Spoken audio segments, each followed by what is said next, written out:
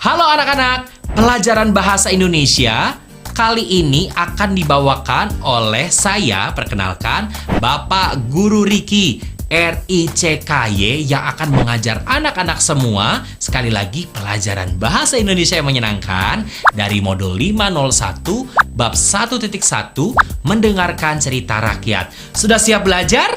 Kalau sudah siap belajar, Bapak Riki akan membacakan terlebih dahulu tujuan pembelajarannya.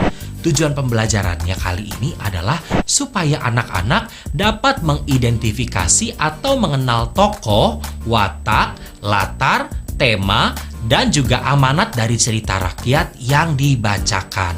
Lalu berikutnya supaya anak-anak dapat memahami teks dan cerita rakyat yang dibacakan. Dan kita semangat sekali untuk belajar hari ini. Dan ada beberapa kosakata juga yang Bapak Guru Riki ingin perkenalkan kepada anak-anak. Beberapa kosakata diantaranya adalah nafkah. Nafkah artinya adalah bekal hidup sehari-hari. Berikutnya adalah perumpamaan yang artinya adalah perbandingan. Berikutnya konyol. Konyol artinya adalah agak gila atau kurang akal. Berikutnya adalah kepahlawanan. Kepahlawanan adalah sifat pahlawan, berani, perkasa, dan lain-lain. Lalu pertanda. Pertanda artinya adalah gelagat. Dan kosakata berikutnya adalah saudagar. Saudagar adalah pedagang yang besar. Lalu berikutnya berniaga. Berniaga artinya berdagang. Perairan. Perairan artinya daerah laut termasuk kawasan suatu negara. Lalu berikutnya pelabuhan. Pelabuhan artinya dermaga. Dan terakhir was-was yang artinya khawatir.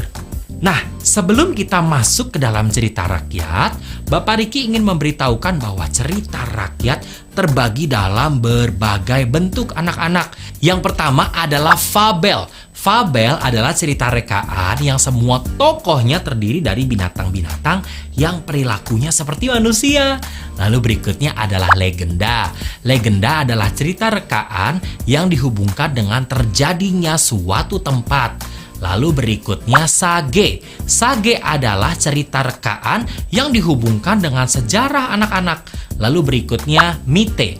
Mite adalah cerita rekaan yang dihubungkan dengan kepercayaan tentang dewa-dewa dan juga roh. Nah, berikutnya ada lagi yang namanya parabel. Parabel adalah dongeng perumpamaan yang di dalamnya berisi kiasan-kiasan yang bersifat mendidik. Lalu ada lagi yang namanya jenis dongeng orang pandir. Artinya adalah dongeng yang bercerita tentang para pelaku konyol karena kebodohannya. Lalu ada lagi yang terakhir, cerita panji atau wiracerita, yaitu cerita kepahlawanan atau epos dari Jawa. Pelajaran yang dapat kita peroleh dari pembacaan cerita rakyat anak-anak adalah kita dapat mengetahui tokoh-tokoh dan cerita dan juga dapat mencontoh perbuatan baiknya dan menjauhi perbuatan yang kurang baik. Sekarang Bapak Riki akan membacakan sebuah cerita legenda rakyat. Anak-anak silakan mendengarkan dengan baik karena ceritanya pasti mengandung pesan-pesan yang baik juga. Legenda Bukit Urip. Pada zaman dahulu kala di pedalaman hutan Sulawesi, hiduplah sebuah keluarga di tepian Sungai Donggala. Kehidupan keluarga ini sangatlah susah. Mereka mengandalkan hasil bumi untuk kelangsungan hidup mereka. Keluarga ini memiliki seorang anak laki-laki yang bernama Urip. Urip sangat menyayangi kedua orang tuanya. Setiap hari ia bekerja keras mencari nafkah dengan bertani agar dapat menghidupi keluarganya. Walaupun keluarga ini sangat miskin, mereka sangat berbahagia. Pada suatu siang, Ibu Urip pergi ke hutan mencari ubi kayu untuk makan malam. Pada saat Ibu Urip hendak mencabut ubi kayu dari tanah, tangannya memegang sebuah benda yang keras dan dingin. Ia sangat terkejut, dipikirnya itu adalah seekor ular. Tiba-tiba, terlihatlah sebuah cahaya kuning. Ibu Urip mendekat. Ini pertanda baik. Dipeganglah lagi benda itu, ternyata itu adalah sisir emas yang mempunyai tulisan unik di atasnya seperti ukiran. Wah, ini adalah harta karun, ucapnya girang. Dengan perasaan was-was dan penuh harapan, Ibu Urip membawa sisir emas itu pulang lalu merundingkannya. Mereka sepakat untuk pergi menjual sisir emas itu ke negeri seberang. Dengan berat hati kedua orang tua Urip melepas kepergian anaknya tanpa bekal apapun, hanya makanan untuk persediaan 1 hari saja. Lalu pergilah Urip meninggalkan kedua orang tuanya tanpa tahu kapan akan kembali. Setelah menempuh perjalanan yang panjang dan lama, sampailah Urip ke negeri seberang Palu. Di negeri ini banyak sekali saudagar kaya yang tinggal. Tidak lama kemudian, sisir emas itu terjual dengan harga yang sangat mahal. Urip sangat terkejut dengan keadaannya. Tiba-tiba ia menjadi orang kaya dan berteman dengan orang kaya lainnya. Hal ini semua yang membuat Urip lupa daratan dan lupa kepada kedua orang tuanya. Hari berganti bulan, bulan berganti tahun, akhirnya menikahlah Urip dengan seorang putri anak saudagar paling kaya di negeri itu. Pernikahan itu berlangsung tanpa kehadiran kedua orang tuanya. Keduanya hidup serba berlebih. Urip lupa akan kedua orang tua yang menyuruhnya menjual sisir emas. Setelah hidup bertahun-tahun di rantau, Urip menjadi sangat kaya.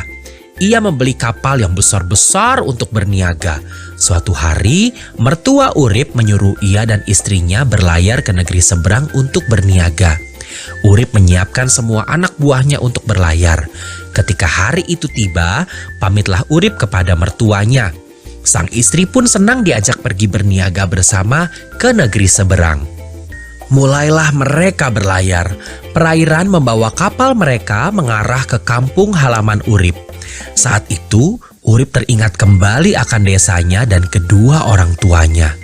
Akhirnya, kapal megah Urip beserta istri dan anak buahnya berlabuh di pelabuhan Pantoloan, muara Sungai Donggala.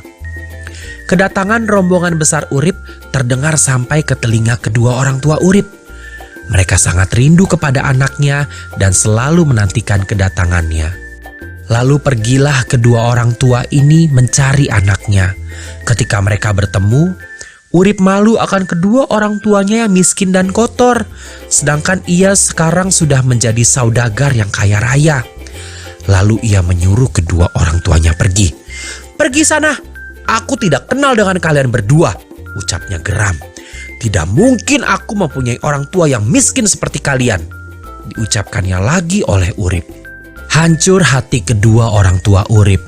Mereka lalu meninggalkan Urip dengan tetesan air mata tanpa menoleh lagi ke belakang.